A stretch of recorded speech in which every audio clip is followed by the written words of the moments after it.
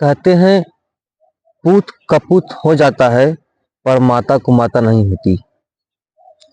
लेकिन ये शायद कलयुग का प्रभाव ही है कि एक माँ अपने 8 साल के बेटे की हत्या करवा देती है। आज की कहानी एक ऐसी ही कलयुगी माँ की है। ये कहानी एक ऐसी माँ की है जो अपने 8 साल के बेटे को सिर्फ अपने अवैध संबंध को छुपाने के लिए उसकी हत्या करवा देती है। नमस्कार दोस्तों, स्वागत है आपके अपने चैनल गुनाह द क्राइम स्टोरी। मैं ऋषि हाजिर हूँ आपके लिए एक नई कहानी लेकर। कहानी शुरू होती है उत्तर प्रदेश का एक जिला है आगरा। इसी जिले के अंदर एक थाना है पिनहट और इसी पिनहट थाने के अंतर्गत एक गांव पड़ता है जिसका नाम है नया गांव। कहानी इसी नया गांव की है। नया गांव के रहने वाले करण सिंह का 8 वर्षीय पुत्र रौनक 29 नवंबर की शाम करीब 5 बजे अचानक घर के बाहर से लापता हो जाता है। परिवार के लोग आसपास पता करते हैं पर उसका कहीं भी पता नहीं चल पाता।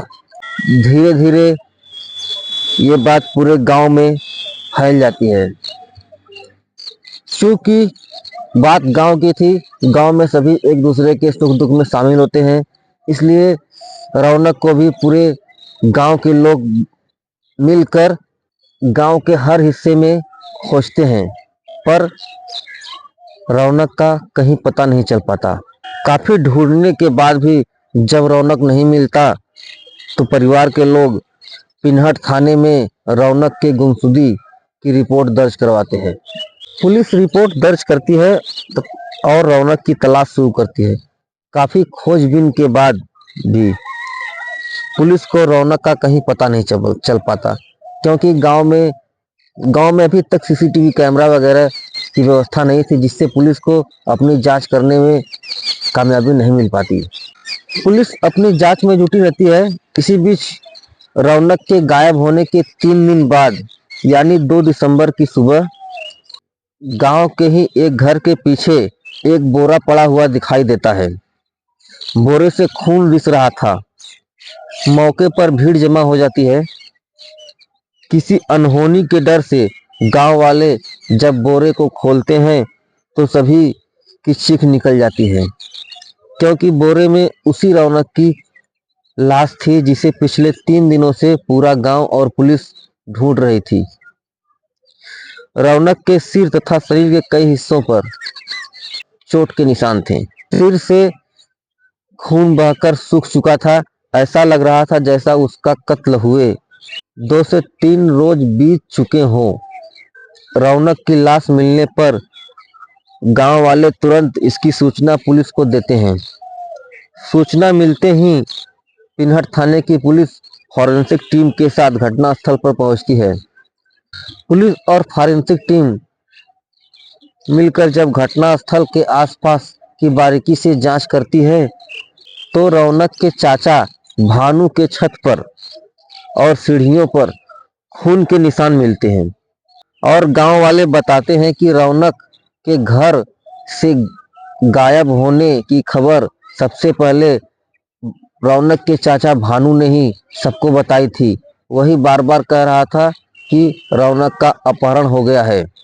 पुलिस भानु को पूछताछ के लिए थाने लेकर आती है। पहले तो वो इधर उधर की बातें करता है और पुलिस को गुमराह करने की कोशिश करता है, लेकिन जब पुलिस सख्ती से पूछताछ करती है तो 15 मिनट में ही वह टूट जाता है और एक ऐसी कहानी सुनाता है जिसे सुनकर आप सभी के रोंगटे खड़े हो जाएंगे। आप सभी सोचने पर मजबूर हो जाएंगे, क्या ऐसा भी हो सकता है? कोई किस हद तक जा सकता है? भानु के बयान के अनुसार पुलिस बताती है कि भानु और मृतक रौनक की मां यशोदा के बीच पिछले 5 साल से अवैध संबंध थे। 29 नवंबर की शाम 4 बजे रौनक ने इन दोनों को घर में आपत्तिजनक स्थिति में देख लिया था, जिससे दोनों घबरा गए। उन्हें लगा कि अब तो पकड़े जाएंगे और अवैध संबंध की बात सभी को मालूम हो जाएगी और हम गांव में किसी को मुंह दिखाने के काबिल नहीं रह पाएंगे। बदनामी से बचने के लिए पहले तो यशोदा और भानु ने रौनक को समझाया, उसे 10 रुपए भी दिए, पर रौनक ने कहा कि वह पापा को सब बता देगा। इससे यशोदा और डर गई। उसने सोचा कहीं अगर रौनक ने अपने पिता करण सिंह को इस अवैध संबंध के बारे में बता दिया तो वह गुस्से में मुझे मार ही डालेगा। इसी डर के कारण यशोदा ने भानु के साथ मिलकर रौनक को मारने का प्लान बनाया।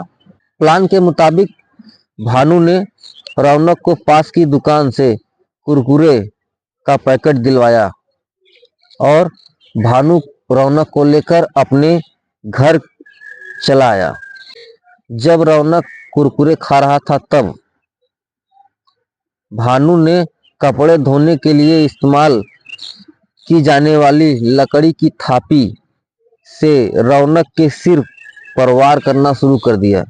रौनक चिल्लाता रहा कि चाचू छोड़ दो, पर भानु के सिर पर खून सवार था। वह तब तक रौनक को मारता रहा जब तक कि रौनक मर नहीं गया। रौनक की हत्या करने के बाद लाश को अपने कमरे में ही छिपा दिया। शाम को जब अंधेरा हो गया तो लाश को बोरी में भरकर छत पर लकड़ी के गट्ठर के नीचे छिपा दिया। करीब 2 घंटे तक वह घर में बिखरा खून साफ करता रहा और अपने खून से सने कपड़ों को भी अपने घर में ही छिपा दिया। भानु ने आगे बताया कि जब उसने रौनक के सिर पर वार किया तो खून के छींटे दीवार पर फैल गए।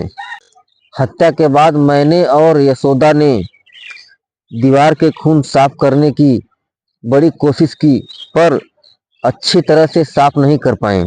तब हमने खून के धब्बे न साफ होने पर दीवार के सामने एक ड्रम को खड़ा कर दिया, जिससे कि खून के छींटे दिखाई न दें। लाश को छत पे छुपाने के बाद भानु ने सोचा कि बगल में रहने वाले एक पड़ोसी से रौनक के पिता करण सिंह की दुश्मनी है। अगर रौनक की लाश को पड़ोसी के घर के अंदर किसी तरह से फेंक दिया जाए तो सारा शक पड़ोसी पर ही चला जाएगा। लाश को पड़ोसी के घर में फेंकने का मौका भानु को नहीं मिल पाया। फिर 1 दिसंबर को रौनक के पिता करण सिंह ने घर में कहा कि वह 2 दिसंबर को के पुलिस कमिश्नर से मिलने जाएंगे और डॉग स्क्वाड को यहाँ गांव में बुलाएंगे, जिससे रौनक के कातिलों के बारे में पता चल जाएगा। इसके बाद जब यह बात यशोदा ने भानु को बताई तब दोनों को लगा कि अगर डॉग स्क्वाड आया तो लाश का पता चल जाएगा और हम दोनों पकड़े जाएंगे। इसलिए हमने लाश को ठिकाने लगाने की योजना बनाई।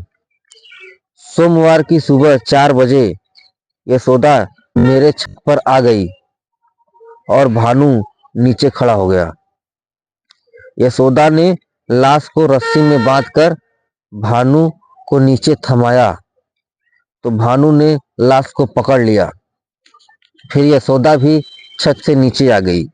फिर दोनों लाश को लेकर एक पड़ोसी के घर के पीछे झाड़ियों में फेंक दिया।